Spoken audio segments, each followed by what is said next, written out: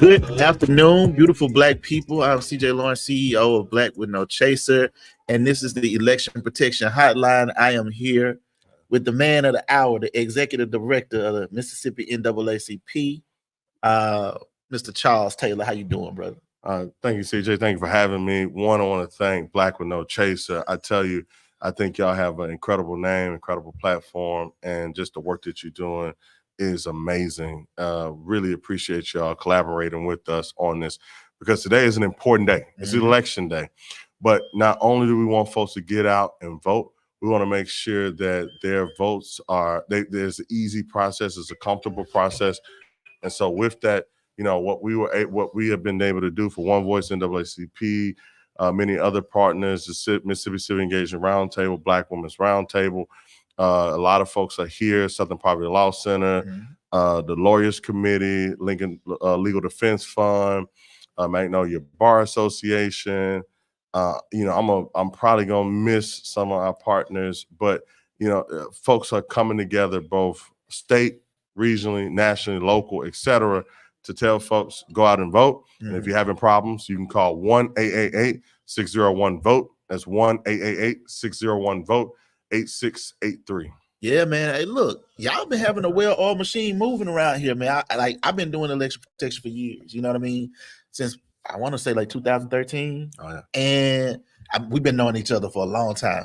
Absolutely. A good friend. And so, like, just to see the way that it's moving, like you can see the technology being implemented here, and that, for me, that's dope to see behind the scenes because I know how much it requires for y'all. Yes. For y'all to do that. What are some of the essential things, one, that people need to know about election protection and how they, you know, what types of things they should be calling in about if they were to experience? Well, I'll tell you this first, as you said, yes, we have an incredible team. The team has been growing. Our volunteers are amazing. We have folks from all over the state of Mississippi, and folks that hopped on an airplane yesterday to get here so they could support this Mississippi election. And so I want to give a special shout out to our communications team because they have been working tirelessly.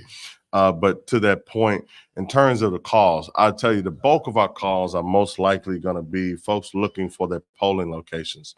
Oftentimes you have folks who are either moved or they just want to reassure that their polling location hadn't moved when they get to the polls. And so if that is, let's say, the most of our calls, we get calls from people having trouble. So, for instance, they get to a location and the poll worker says, hey, you're not on the rolls. And so then they'll call us and say, hey, what is it that we need to do? And so we'll tell them vote absent to vote affidavit. But what we also are able to instruct people is that when you vote affidavit, that's just the first step. You have 5 days to the clerk's office to resolve whatever matter that is, to make sure your voice is heard, make sure your vote counts. So, you know, sometimes we have issues larger than that. And that's when we have Attorney Carol Rhodes, who's leading a group of about 20 lawyers that's both up, about 20 of them upstairs, about 10 or 15 of them across the state and the country are just waiting to hear these issues. And so if it's something that arises to that level, they will discuss it among themselves. Like I said, partners like Southern Poverty Law Center, ACLU, Legal Defense Fund, Lawyers Committee, Magnolia Bar, individual attorneys, et cetera. They will convene together, and then we have attorneys in the field, and they'll try to resolve those matters. And what happens many times is they may have to involve the Department of Justice. You know, just yesterday, when I got to the office, there was a roadblock set up by Capitol Police. And so, you know, if you know where the NAACP office is situated, it's right next to Jackson State's campus. So you're talking about MW Stringer Lodge. And so the roadblock was set up on the corner of Lynch Street and Terry Road or University Avenue. Really? And then by the time I went back out to see what was going on and take pictures to document, they had set up additional vehicles and additional officers on Lynch Street. Really? Which is not a high trafficked area. But who is it high trafficked to? Jackson State students. And so Jackson State is the largest precinct in the state. You know, one thing that we did want to note is that the Department of Justice had been notified on that issue. They have been talking to the appropriate folks in Mississippi. We have been ensured that there won't be any roadblocks that may be considered voter intimidation today. And so, ultimately, the last thing I'll say about it is that what we heard back was that, hey, Jackson State asked for more parole, more presence because of the unfortunate murder of Jaylen Barnes. Mm-hmm. And so as we all pray for Jaylen Barnes and his family and know that he's gone on to glory at such a young, tender age, and we want all our students at Jackson State to be safe. Mm-hmm. But being safe doesn't necessarily look like a roadblock. Right. Roadblocks penalize people. It doesn't necessarily create safety. No, you're absolutely right. And I think it's important to talk about that because that's actually one of the issues in a lot of ways that's on the ballot when you think about the presence that was there. Because I actually saw some of the photographs and I saw the Capitol Police presence out here by Jackson State, which is nowhere near the Capitol. But because of the expanded central jurisdiction that happened with some of the legislation that took place over the last year, that's one of the issues that essentially is arising as a result of this current election. What are some of the issues that are at the forefront this election that voters should be thinking about as they head to the polls? Yes. So, public safety is a huge issue. One thing that's interesting that we did this year that was a bit unique is that we conducted what we call front porch focus groups. And so these front porch focus groups were conducted in partnership with our national office and in partnership with Work in America.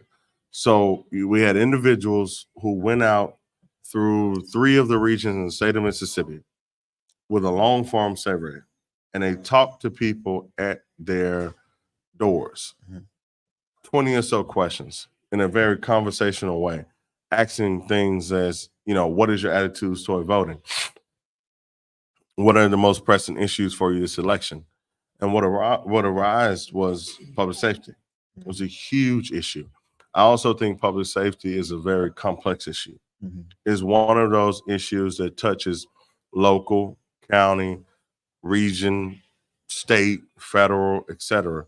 And so we have to continue to have community conversations and community solutions around public safety. But another big issue in Mississippi has been healthcare. Mm-hmm. If I tell you this ballot is a mandate on healthcare in Mississippi, there are 230,000 individuals who do not have healthcare because Medicaid expansion has not passed here. Mm-hmm.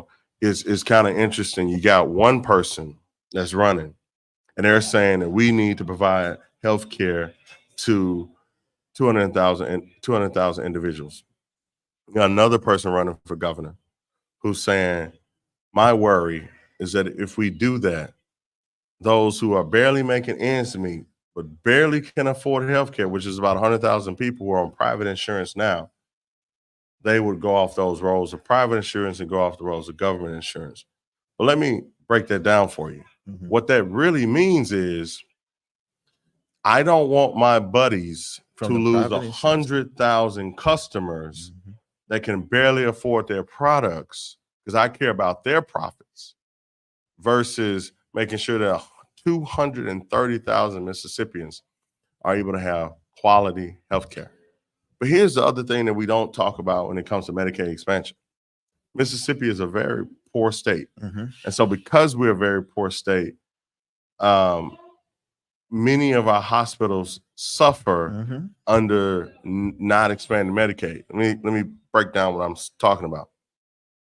Prior to Medicaid expansion, prior to the Affordable Health Care Act, if you were a hospital, you got so many of your dollars paid back or your uninsured bills. So basically at the end of the year, if you said, I'm just going to use round numbers, at $100 million in uninsured bills or $100 million of individuals that were uninsured and they hadn't paid these bills.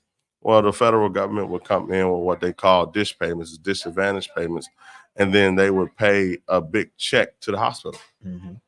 But what they recognize is that instead of paying that big check to the hospital, they could just give those checks to Mississippians on the front end. Mhm. And if they give it to Mississippians on the front end, they will be able to provide them with health care, and those hospitals will still get their money. Yes. And so what has transpired is that Mississippi has decided not to expand Medicaid.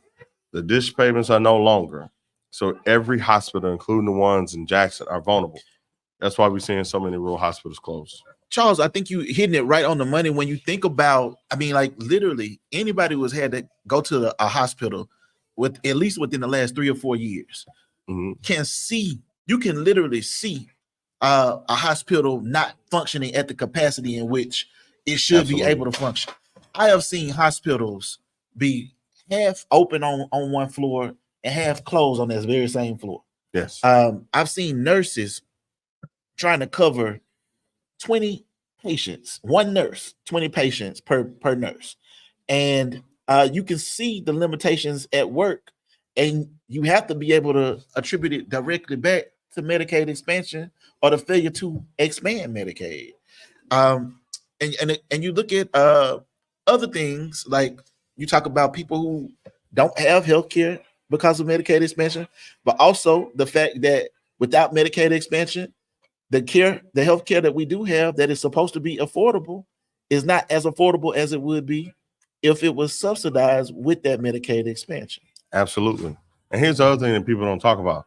Medicaid expansion affects all. It is not just about the poor. Right. Because I don't care how wealthy you are. If you live in a rural area and there's no hospital, because the majority of the people around you are, basically don't make enough to have ends meet. So now the hospital cannot be supported, then you are just vulnerable. And so Medicaid expansion is about all Mississippians.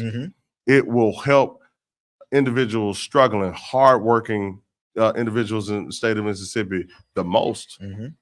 But regardless of your income, regardless of the amount of resources you have, if we do not expand Medicaid, you're vulnerable. You hit it on the money, because the reality is no matter how wealthy you are, we all go into the same hospital. Yes. And if the hospital is unable to sustain itself, because now you got to bring folks from for example, I'm just using an example, is Greenwood have to come all the way to Jackson. Yes. To be hospitalized because the Greenwood hospital is no longer functioning. Well, now the Jackson hospital is filling up, which means if you get sick in Jackson, or if you get sick in Madison, or if you get sick anywhere, the same people that we were talking about being overwhelmed medically, whether it's nurses or doctors or whomever, are still going to be overwhelmed dealing with whomever the patients are. And so that's why you have to subsidize these hospitals to ensure that they have the resources, that they have the necessary people in place, that they can hire the people necessary in order to be able to do that. And so those are some of the things I think about. Absolutely. And the last thing I'll say about it is that who we choose today as governor will decide tomorrow whether or not lives are lost or lives are saved. Yeah. You can keep going. Yeah, I just, when you say that, like, I know, again, and I've talked about it a little bit personally on here, but I directly experienced that personally in having lost my mother in a Mississippi hospital, where it felt like the hospital was overwhelmed, and instead of being able to treat everyone with the level of intensiveness that was necessary, they had to, do what they could with the people they had. And, families suffer as a result of that. And so that's the thing that I would want people to consider as they go to the polls today, or contemplate whether or not they should be. I think it's definitely essential. Charles, are there anything else that you want people to know before we wrap, or anything?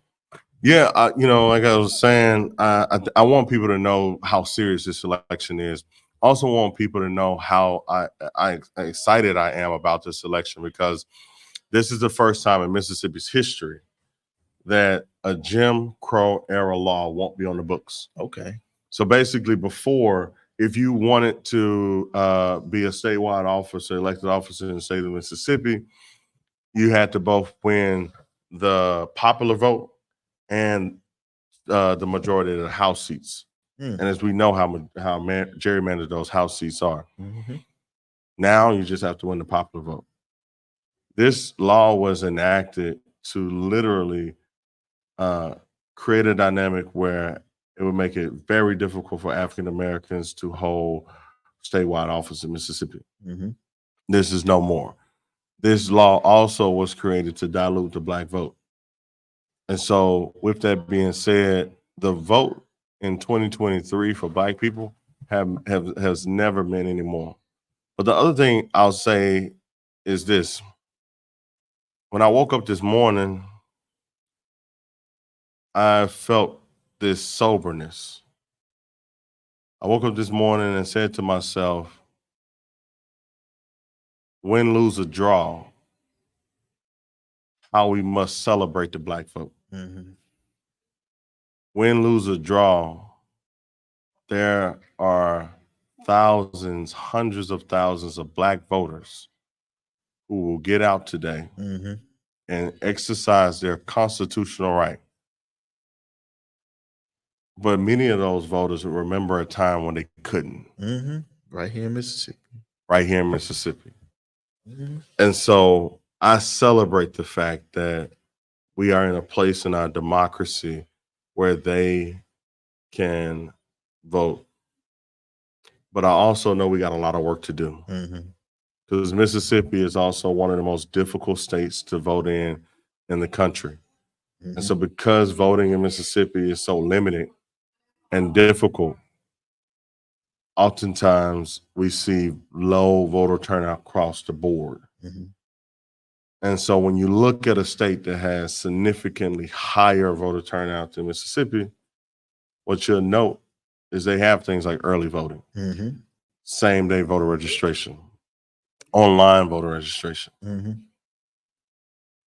an easier process for absentee voting by mail. You know, we talked about the laws in Georgia and how it would create impediments for the Black voters there, for voters as a whole in Georgia. But the laws in Mississippi are far worse. Oh, yes. Chuck, I said, I know we said we was going to wrap, but I do have one more question because you're opening up a new space that I do want to explore with you. And that's obviously we've seen, you know, NAACP has brought Supreme Court cases through Legal Defense Fund and others to challenge redistricting and some of the issues throughout the country successfully against Alabama, the state of Louisiana. I think Georgia was one of the states. I mean, like Supreme Court just came down with rulings on redistricting issues in all those states. Do you anticipate that some of these disenfranchising type of laws in Mississippi that obviously is the kind of the blueprint for all these other states that have followed? Or do you anticipate these are something that we as the Mississippi NAACP, I know that you're already working to challenge them? Yes, I'm glad you asked that question. So yes, we are working to challenge some of them laws, some of the maps, because we feel like they have been gerrymandered in a way that is just so egregious. Ultimately, what we want is a map that is fair for all Mississippians. We want a map that, you know, it does not have racial bias to it.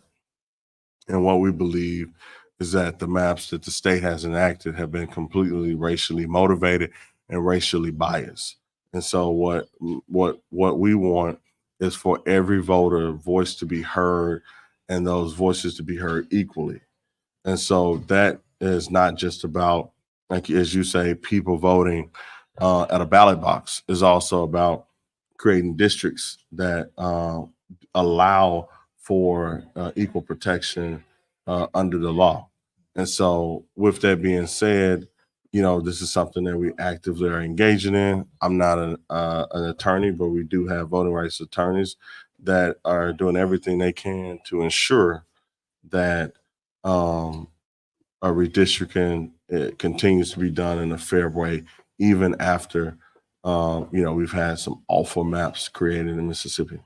Man, look, I'm so glad that you got the opportunity to pull up and speak with us. I know you got a lot of work to do. I know it's a busy day. We'll be here for a little while. So if you want to pull back up on us, man, please do. And we appreciate you. And we want to continue to do this work. Election Protection Hotline, y'all. The phone number is 1-888-601-VOTE. That's 1-888-601-8683. I am here with the Executive Director of the Mississippi NAACP, Charles Taylor, and we'll be right back in a few. Y'all stay tuned. Thank you. Thank you, man. Yeah, man.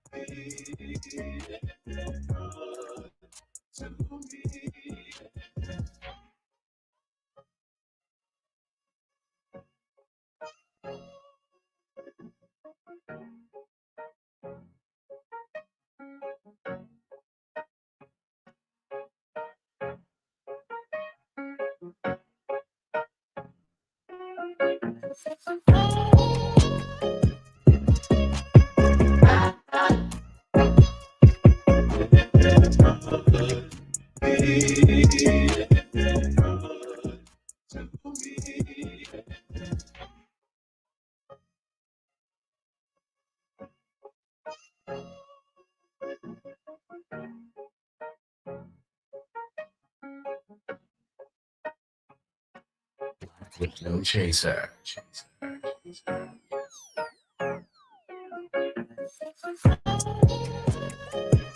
Good afternoon, everybody, and welcome back to Election Protection Hotline with One Voice and Mississippi NAACP. I am here with Miss Erica Jones from MAE, Mississippi Association of Educators. Is that correct? That is correct. It's nice to have you here. Thank you so much for having me. Absolutely, absolutely. Now, education is a huge issue on the ballot this election. Could you just talk to people about some of the things that? Sure. So education is always something that the politicians are going to talk about when it's in an election season. But what we want our voters to know and to realize is education is year-round, not just when it's time for an election. We have encouraged all of our educators to get up, to get out, and go vote today. We've also been very influential in getting our students who are in college out to the polls and getting them to canvass as well. Absolutely, absolutely. I think you're right on the money when you say education is something that's a year-round, 365-day matter here in Mississippi. What are some of the things that we should be excited about when it comes to this election and education? So we are really excited about the platform that Brendan Presley has come out on. We know that in Mississippi, 90% of our students attend public schools. We have advocated around full funding and smart funding of those schools. We know that putting money into our public schools is the best route. Education is the way out for many of our students here in Mississippi, and it's something we want to continue to talk about. Absolutely, absolutely. Could you talk a little bit about what fully funded schools, how that would impact the school? Sure. So as a second grade teacher, I often purchase supplies out of my own pockets. My husband is an educator as well. So each month we're spending money out of our own pockets for supplies. If we would do full funding, smart funding of our public schools, our educators wouldn't have to spend their own money. As you know, Mississippi is one of the lowest paid states. So just imagine educators having to spend their own money on supplies that should be provided. Absolutely. No, that is definitely it's kind of shocking. My mind is blown by the idea that our second grade teachers are having to come out of their own pockets each month in order to ensure that school supplies are there. And this is something that can be transformed simply by us going to the polls and ensuring that people who care about fully funding education are voted into places that they can help make that happen. Is that correct? That is absolutely correct. And again, 90% of our students here in Mississippi attend our public schools. So we want smart funding for these schools. We want modern and safe facilities. Many of our facilities are crumbling. They don't have the infrastructure that they need. We want up-to-date technology. And of course, we want the best qualified educators working in our schools. Absolutely, absolutely. I mean, essentially, what we're saying, by 90% of our students attending public schools, I mean, it means that it's paramount that the majority of our students and our teachers have access to the funding that would allow them to be able to thrive. And we know the community supports public schools. We've seen it time and time again. So this is not anything new. This is not anything that we're trying to create, but it is something that we want to continue to talk about, why it's important to smart fund our schools here in Mississippi. Absolutely. Ms. Jones, before we wrap, is there anything that is essential that you would want people to know today about why education is something that they should really be thinking or wrapping their mind around as they're going to the polls today? Sure, public education is really important. It is important here in Mississippi. Our students as well as our educators deserve the best. And that's why when you head to the polls today, you should think about public education and what it would mean to have smart funding with it. Absolutely. Absolutely. Thank you so much for what you do. I certainly hope that fully funding education is something that is at the forefront of people's minds as they head to the poll today. And I appreciate you and what you all do as educators. Thank you so much, and thank you for your time. Thank you. It's a pleasure to meet you.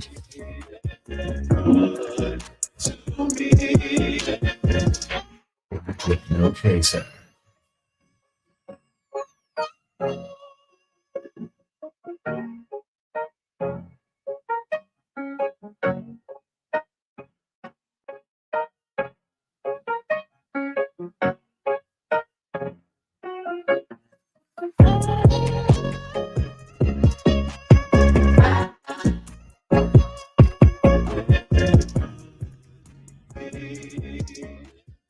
So over the last 30 minutes or so to an hour, you've seen us talking about funding healthcare and funding education.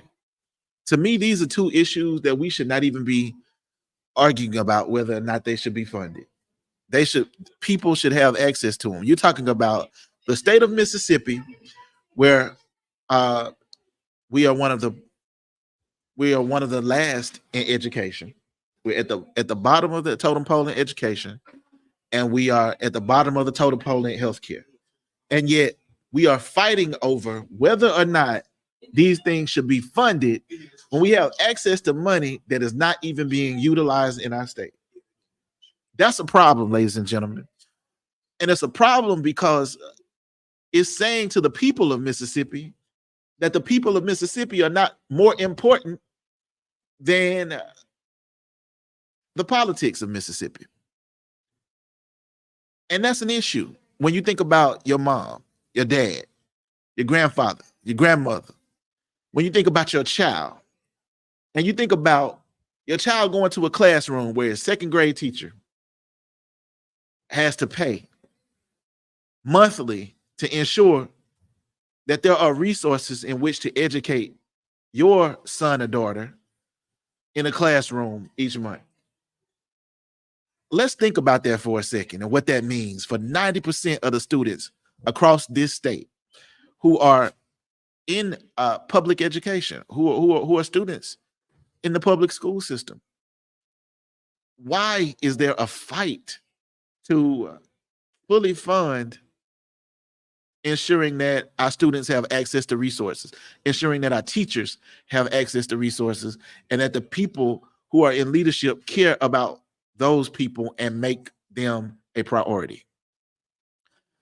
This is what we're discussing, and this is what's on the line today. And every day, 365 days a year. In January, the leaders who are elected today will be going back into office in January and making decisions that affect all of us, decisions that many of us may not realize affect us. When we go into the hospitals, we are thinking about the votes that have taken place in legislation. We're not thinking about the executive policy that is being implemented at the top. But what we should think about is that it does impact us in the classroom. It does impact us in the hospital room. It does impact nurses. It does impact doctors. It does impact hospitals. It does impact schools. And if we stop just right there, then we understand that it's essential to utilize our voices and utilize our votes in this moment. And that's not me preaching. It's me testifying, to be quite honest with you. Because again, and I've gone back to it quite a bit today, but I know firsthand over the last 3 years, from 2020 to 2023, I personally experienced this Mississippi hospital system as I took my mother back and forth to that hospital for almost, I would say 80% of that time, and what she experienced each year. And it got worse and worse each year, not only with her health, but with the ability of the healthcare providers to provide healthcare to her. Because of that, it's essential to me to ensure that I get to the poll today. And it's essential to me to emphasize to you why it's important that you do too. We'll be right back. There's no chaser.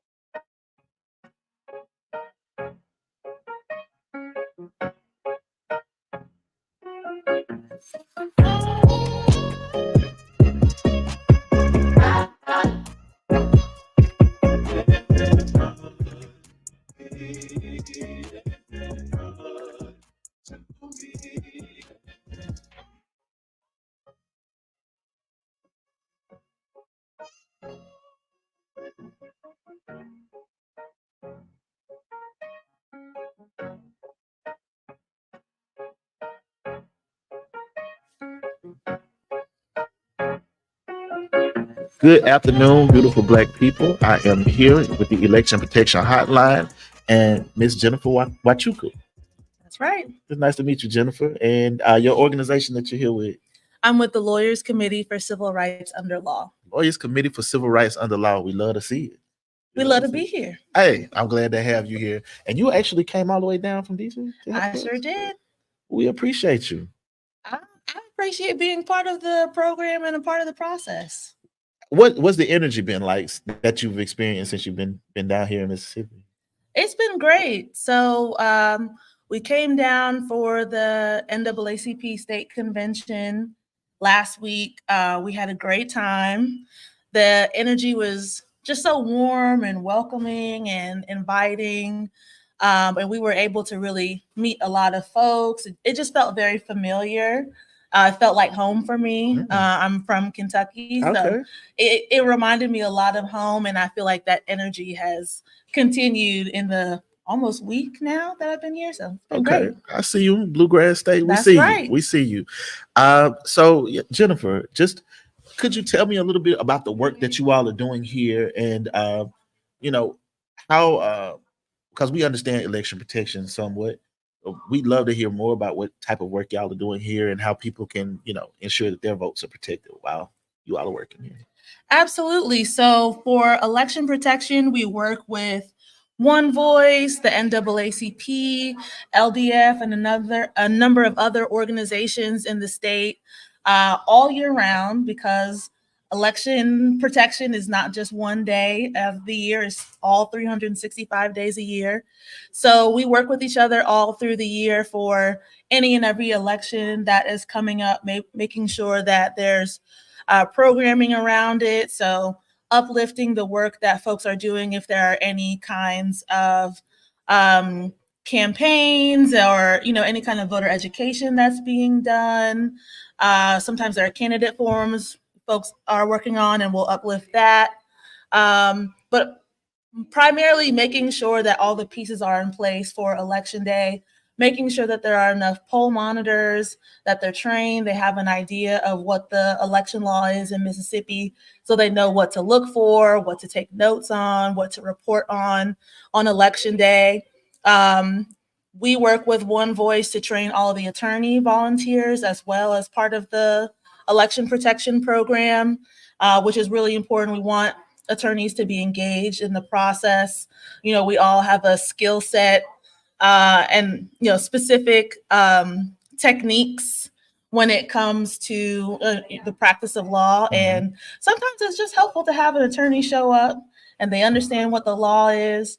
And it can actually make a difference in terms of making sure that poll workers and managers, or even election commissioners and supervisors, have a good understanding of what the law here is in Mississippi. So that's a large part of the work that we do. Oh, that's awesome. So y'all have poll watchers here as well. Yes. Okay. Are there like maybe 2 or 3 tips that you could give to voters as they head to the polls today if they haven't already had the opportunity to vote? Absolutely. So the first thing that I would say is make sure that you either go through the Secretary of State's website or contact your circuit clerk's office and make sure you know where your polling location is, because polling locations change a lot in Mississippi, especially getting closer and closer to Election Day. So make sure that you know where you're supposed to be voting so that you can cast a regular ballot and have it count. Take a friend with you when you go. That's very important.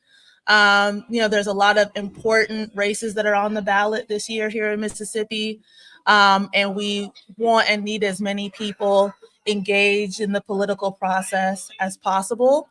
And then third, call the hotline. Yeah. If you run into any issues or if you're aware of issues that other voters have run into, please, please, please call the Election Protection Hotline. It's 888-601-8683. And you'll be able to speak with staff from One Voice and other volunteers who have been working on this for a very long time, have a really good grasp of the law here in Mississippi. We want to make sure that we have a good understanding of what the issues are here, because there's always advocacy work to be done on the back end of Election Day, and we can't really do all of that without getting the information from the people about what they're seeing and experiencing. Well, thank you so much. This is Jennifer Wachuku, and she has done her thing with election protection.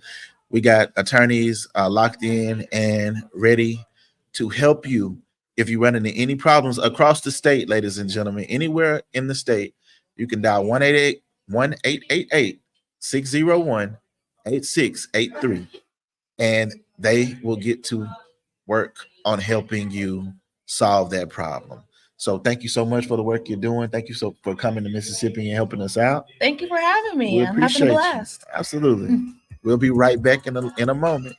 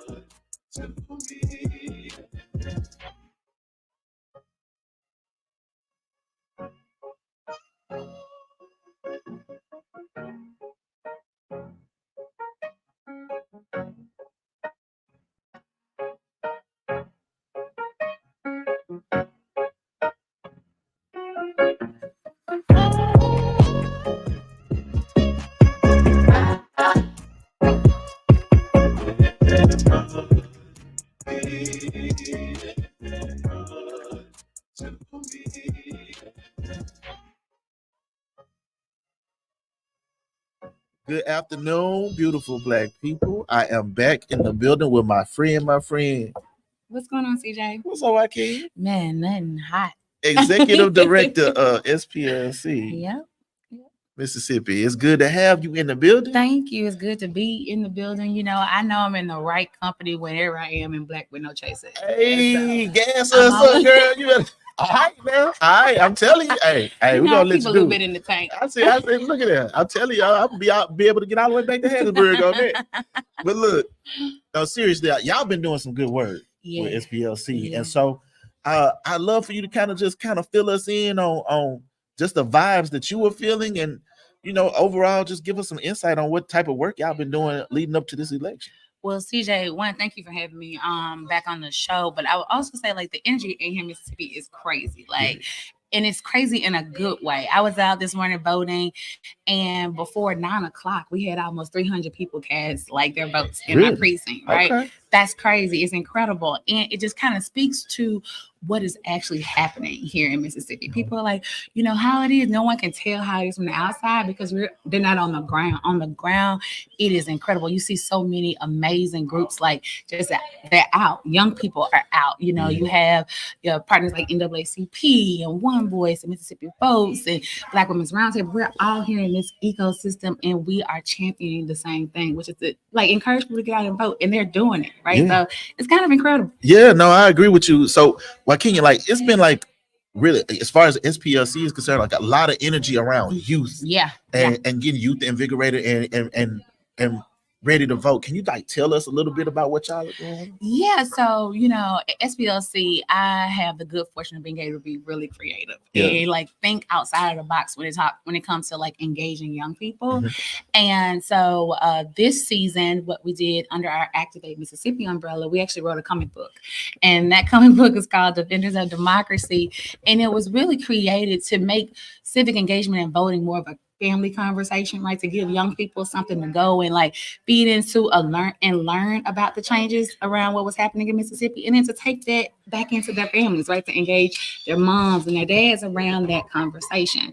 And so we targeted them through the comic book. We then expanded that to invite middle schoolers and high schoolers in to like participate in the design contest, which also centered civic engagement. Went to college text and we held Turn Up the Vote. Well, what is it? Yeah, Turn Up and Vote and a hip hop textathon. And we just did voter engagement town halls. And so it was really centered on creating space for young people to not be talked to, but be talked with and engaged with. So I love it. Like, I've seen the comic book and it's dope. Thank you. Like, it's fire. Thank you. I was, when you first told me about what you wanted to do with the comic book, I was like, I want to see how this is going to be executed. Like the drawing and everything looked really good. Thank you.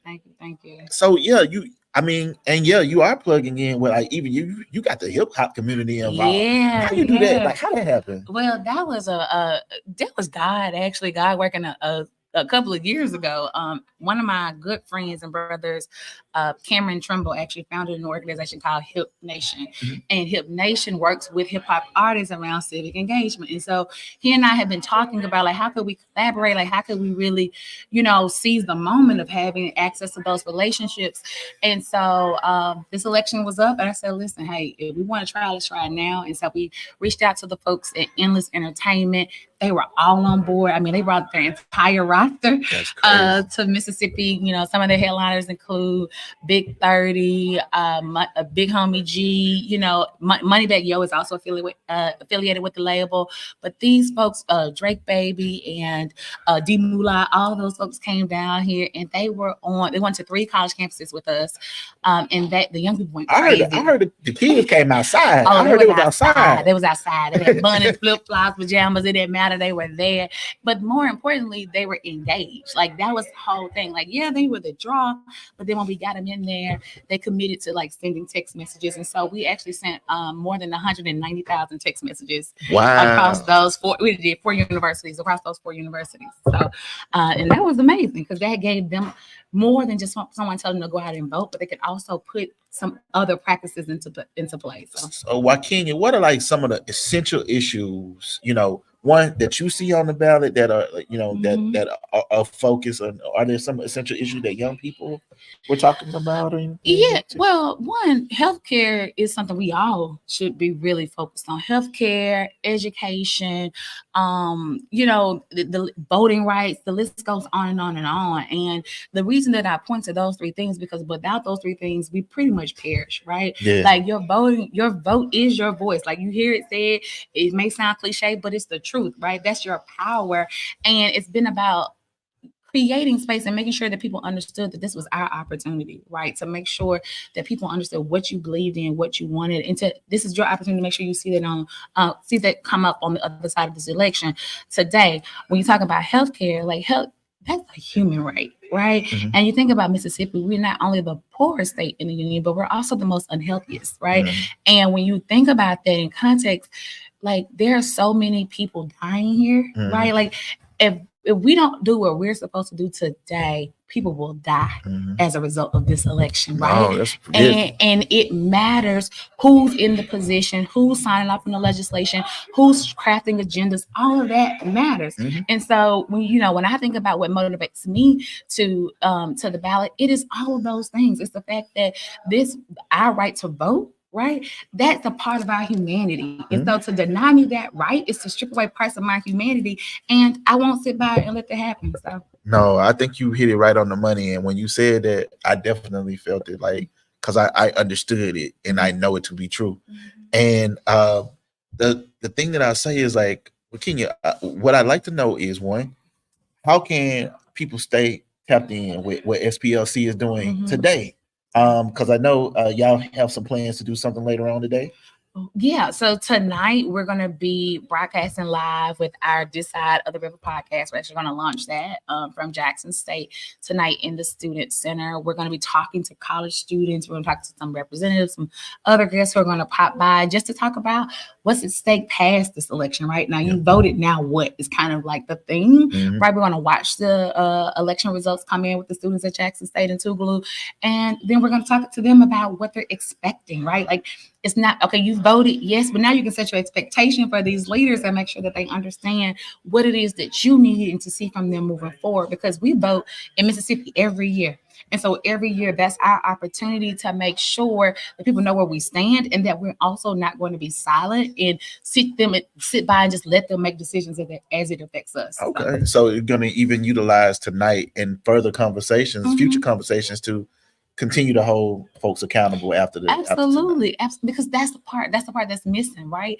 We made voting seasonal, and it's not seasonal. It is a daily practice, right? And it's something to be built upon. And if we don't take advantage of that and we don't start talking about voting and civic engagement in that way, we're going to continue to be on the same fight. We're going to be continuously fighting apathy. We're going to be continuously fighting disinformation and misinformation. And so we have to position ourselves in a way where people not only know what voting is, but they know that it's an action, like it's an act, and it's a part of a movement, right? The thing about movement is that it's not stagnant. It's supposed to shift and ebb and flow. And so that's what we're building, and that's what we're hoping for. Okay. Well, we appreciate you. Let people know how they can get in contact. Oh, yeah, for sure. So y'all can follow us anywhere online at SPL Center across Instagram, Twitter, X, Facebook. We're all there. Okay. Well, we'll definitely be chopping up with you some more tonight. And we're Thank looking forward to seeing you, and we appreciate you. Thank you. It's my Thank friend, you, y'all. Bye. Okay. I'll see you soon. I'll see you in a few minutes. Yeah. All right.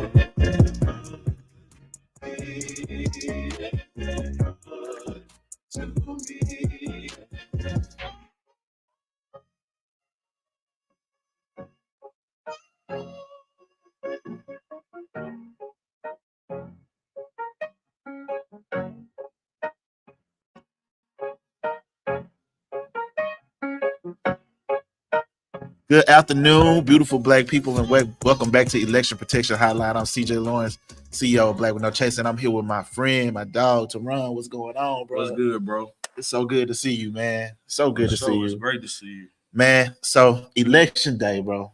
We're talking about a number of issues, man, and I want to know, like, for real, like, what are some of the issues that like near and dear to your heart right now as it relates to any of this stuff? man. The past weekend, I've been arguing with a lot of young people, man, not understanding the power of their vote, feeling like it don't matter because we from Mississippi. You know what I'm saying? Not understanding the history of how we got to where we are, and realizing that your vote count, man. That's just worrisome. You know what I'm saying? It really hurt me because I don't have the right to vote, and I'm out here trying to encourage people to vote and get out there in the streets and make a difference with your vote. It's a time right now, man. We under oppression from some real racist people, and they ain't afraid to hide that. Yeah. They done held my city back, man. There's a lot of stuff and work that we've been doing in this city that can't even move forward because of the legislation, because of the Republican rule right here of the red state. You know what I'm saying? And so me trying to educate the young people or younger people or people just from the hood, you know, about your rights, man. It's like, you know, it get frustrating. I ain't gonna stop, but at the same time, like, come on, man, we can't be this slow. Yeah, bro. Now I think you really hit on something though, man. When you talk about the frustration of young people frustrated and thinking feeling like they don't have the ability to make a difference, but also the way that this thing disenfranchises our people. You know what I mean? And people who want to vote. That's and right. like and reactivating the opportunity for people like yourself to get the opportunity to vote. Right. You know what I mean? Can we like get into that and talk about some of that? Like, so what SPLC did the legislation this year, you know, to try to get that bar for the voters, you know what I'm saying, the band that they got. They challenged it, you know what I'm saying? So it couldn't happen this election. But people don't understand how powerful that is. They can continue to challenge it because they know really, man, majority of the people that's impacted by that are black and brown people, poor people. You know what I'm saying?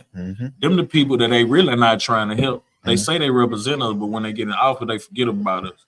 And so we need our voice. You know what I'm saying? Mm-hmm. So I applaud the efforts of Southern Poverty Law Center, Mississippi Rapid Response Coalition for all the fights that we participated in over this last year, just this year alone. You know what I'm saying? We done went through a whole lot of fights, and we done sacrificed a whole lot of time trying to make a difference for Jackson.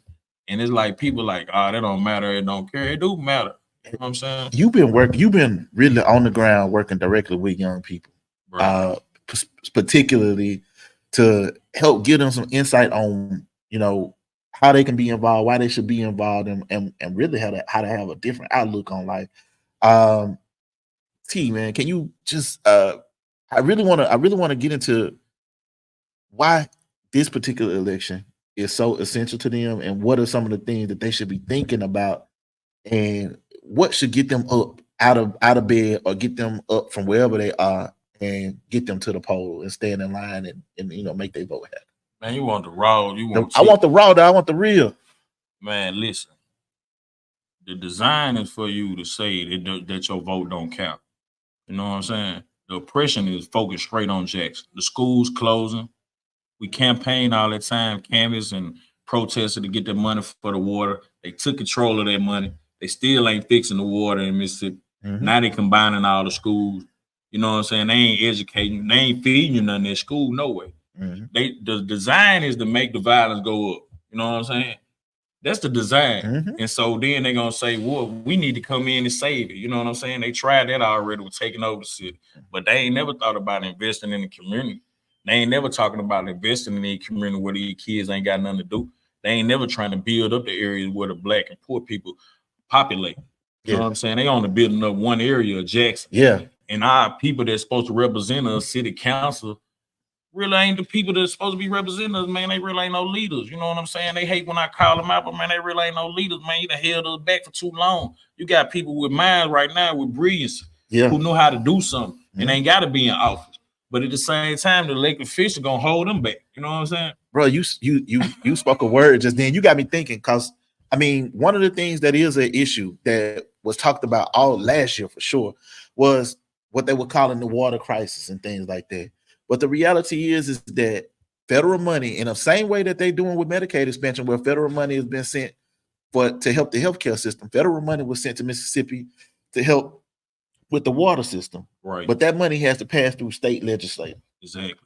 And that money that comes to the city of Jackson can't get to the city of Jackson if state legislature refuse to give that money for infrastructure for all of these resources. In the debate the other night, Reed failed to mention when he said it was a sad day to be in Jackson when the pipe bust. But he's trying to say they spent 64 money for infrastructure in the city of Jackson, 64 million. Man, they done signed $800 million to fix this. Where they done tore the streets up in Jackson and went down and put some pipes in, new pipes in. Mm-hmm. Nowhere. You can't go nowhere around here where they put new pipes in nothing. They got cold the other day and the pipes bust on my street. You know what I'm saying? Jackson Water pull up to fix it. Patch job though. Mm-hmm. These pipes need to be replaced. That's what the $800 million for. Why you holding on to this money? You know what I'm saying? Why you so concerned about this money? If our protesting didn't do nothing, then why you create a law to say we can't protest and govern in front of governing property no more? You see what I'm saying? Mm-hmm. See, these folks around here, they like to talk, but you missing the whole play. Mm-hmm. You know what I'm saying? You going with the smoke and can't see what really going on. Mm-hmm. So it's my job to be in the community, try to educate those who don't know no better. You know what I'm saying? Sometimes they can't see it coming from a person like me because I've been through something. But yeah, man, it ain't take me none. But when I first went in, I realized I had messed up. So all the other time that I did, it was about trying to better myself for this opportunity right here to educate my people and let them know they ain't got to go and make the same mistakes I made. It's important to use your brain. You know what I'm saying? Mm-hmm. But see, the way our system designed out in South Jackson and West Jackson, ain't no good grocery store. You know what I'm saying? You got garbage grocery store, water pool. So get what? Man, your nutrition ain't right. How your brain gonna function? Then you go to school, they ain't getting you no real lunch. Them kids love to come to Sykes in the afternoon because they know I'm gonna feed them something good because I care about you. I'm gonna feed you with love, even if I gotta go cook for you. And I ain't no chef, you know what I'm saying? But it's the love that I got for the city, and that's why I do what I'm doing. I'm trying to show that you can do this in other parts of Jackson. If you city council, you a leader, then you should be able to take us somewhere, not hold us back. You know what I'm saying? We got to get off this buddy system when we vote, man, and vote for somebody who got your best interest in mind. I'm loving hearing you talk about it, T, because really, what you're saying is you are showing the connection between directly from the community to the ballot box, Right. and you showing how it all is connected up from the water you drink to the food you eat to the places that we have to take our families and loved ones to the hospital to the places that we have to take our kids for school. Right. And so it's all connected, even if we don't initially realize it, maybe from a day-to-day basis. But everything that we do from the time we wake up in the morning to the time we go to bed at night, we are impacted by. We impacted by it. You know what I'm saying? It's like the underlying issue. You know what I'm saying? Because like, what's the underlying issue to all this violence? You know what I'm saying? We don't see this violence in Gluckstadt in places like that where they got a lot of resources. You see it in Jackson where the resources are poor. When you go to these community parks, ain't up to par. These folk can't go nowhere if their parents ain't got no money. And if your parents working minimum wage, which ain't changed in 30, 40 years, get what? They ain't got time to be in the household with their kids. So get what their kids doing. They outside, man. They looking for something to do. And guess what? In your community, you ain't got nothing to do. You ain't got no community center you can pull up and got a positive role model. People ain't in no positive state because they impacted. They traumatized and ain't been treated. So yeah, man, you can't fault nobody if he ain't got nothing good to say to you. He just living, he just surviving. You know what I'm saying? He really can't teach you nothing because he going through it. You see what I'm saying? And like, we ain't trying to correct that. You know what I'm saying? We ain't trying to do nothing about that. We trying to act like people supposed to be a certain way because of they a certain age, or you know what I'm saying? Man, that ain't true. Everybody don't develop the same. Everybody ain't had the same nutrition to develop. You know what I'm saying? Everybody ain't had the same educational opportunity.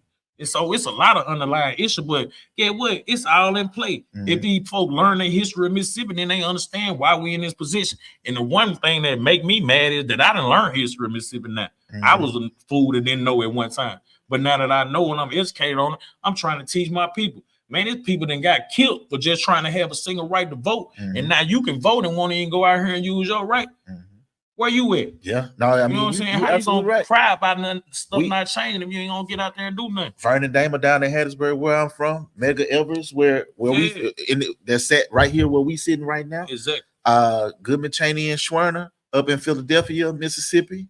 And so you right. It is people whose lives was taken for this, man. And I guess that actually brings me to the question that I wanted to ask you was, like, if it's somebody maybe that might be, you know, debating between whether they should get up and go today or whether they're gonna just stay at home today, like, what would what would Tehran, in the realest way possible tell them?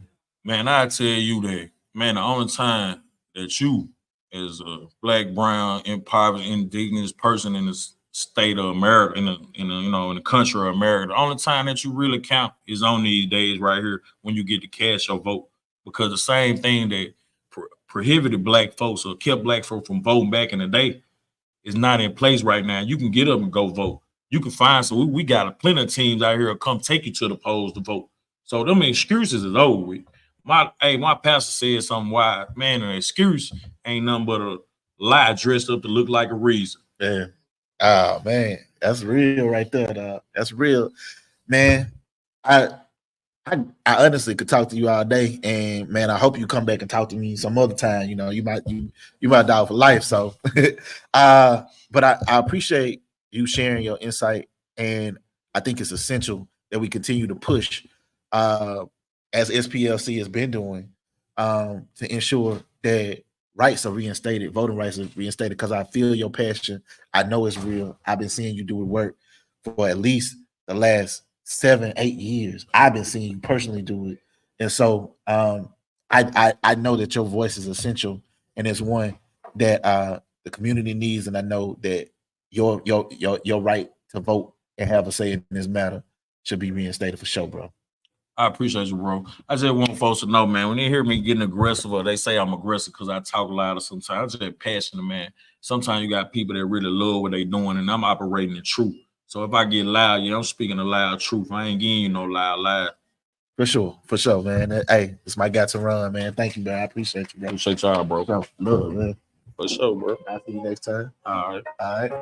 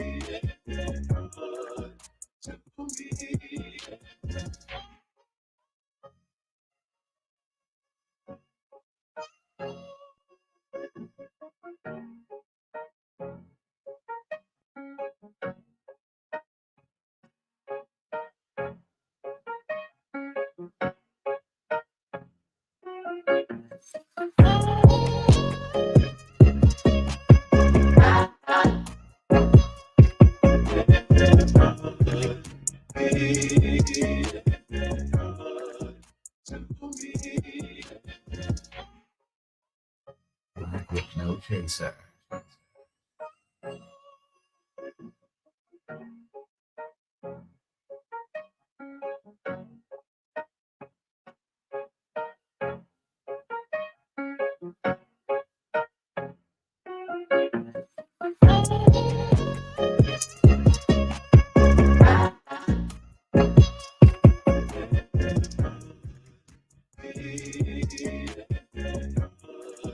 Simple me.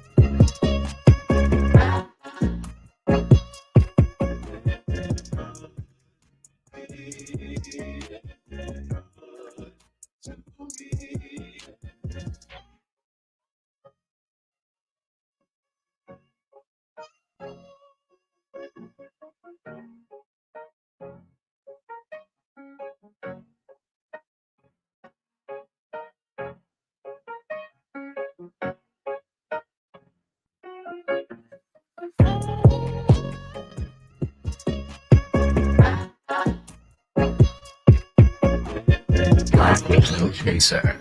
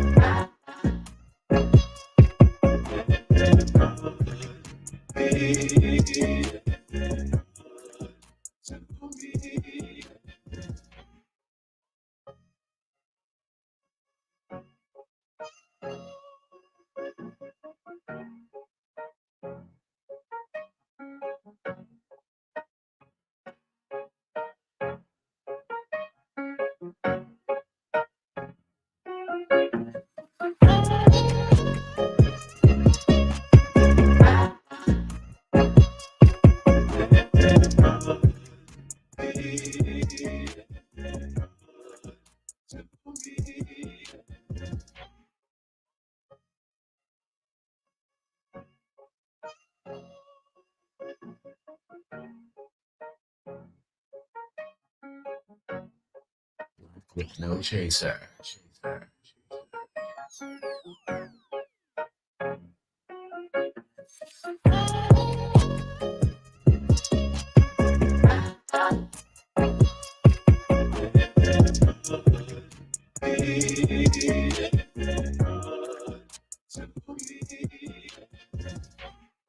Good afternoon, beautiful Black people. This is CJ Lawrence, CEO of Black with No Chaser, and we are back at the Election Protection Hotline presented to you by One Voice and the Mississippi NAACP.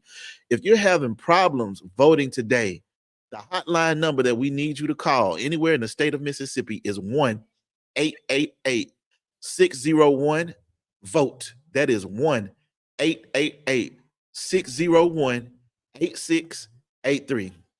Ladies and gentlemen, we've had quite a few people to come before us today to discuss the importance of voting, to discuss the importance of the issues presented before us today and presented before us this year in this election. You've heard us talking about healthcare. You heard us talking about education, fully funding education, expanding Medicaid for the purpose of giving access to healthcare to over 200,000 people. You've heard Teron talk about the importance of reinstating the right to vote for people who have had that right taken away from them for whatever reason. You've also heard about the critical need to go and vote because there are people who don't want us to have that right. Throughout this day and throughout today, we've talked about a lot of things and we've discussed a lot about the history of Mississippi. Behind me are three civil rights leaders who were transcendent in the movement. Behind me to the right is Ida B. Wells, who documented and recorded lynchings that took place in the state of Mississippi. Why were these taking place? They were taking place because there were those of us who dared to use our voice. Those of us who dared to say we have a right or should have a right to use those voices. And so Vernon Damer lost his life as a result of that. Medgar Evers lost his life as a result of that. Goodman, Cheney, and Schwerner all lost their lives as a result of saying that this is something we should have the right to be able to do. And there were so many others who had their lives taken as a result. And yet, again, my goal today and our goal today is not to preach to you about why you should, but to ask you to think about what it is that's impacted when you don't, and what it is that's impacted when you do. Utilize your right and your voice and your vote. Today, you have until 7 p.m. this evening to go and vote. The polls will close at 7. So that means if you're in line at 6:59, you have the right to stand in line until your vote is counted. If for some reason they don't see you on the books, then you ask for an affidavit ballot and you ask that be recorded, and understand that even after that, you will need to file that affidavit ballot. And so the work is not done once you receive the ballot. You can go and check on the Secretary of State online to make sure that you're on the voter rolls and to see what precinct you're located in, and to ensure that you have the opportunity to do what it is that you want to do today. Ladies and gentlemen, I know that throughout the history of this state, and I can speak for myself, there's been some challenging times in the state of Mississippi. Challenging times that existed before us and challenging times that exist even now.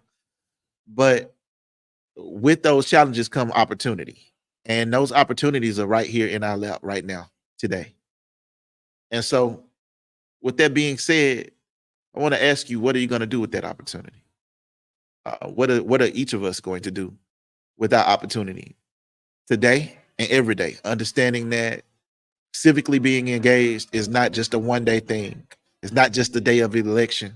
It's the day after the election and the day after that and the day after that. Of us understanding what it means to be involved and to care about community and to ensure that we're putting the unity in that community. I challenge you to go today, but I also challenge you to find your reasons. I know what mine are, and I know where I'll be. In fact, I'm getting ready to go right now and stand in line just like the rest of so many Mississippians that are around this state and so many people around this country will do in the upcoming national elections next year. And so the Black with No Chaser team is excited about what we can bring to Mississippi. We're excited about what we already have brought to Mississippi, and we're excited about what we've been able to do in spite of Mississippi. And understanding that, we understand that we can't be stopped and we won't be stopped.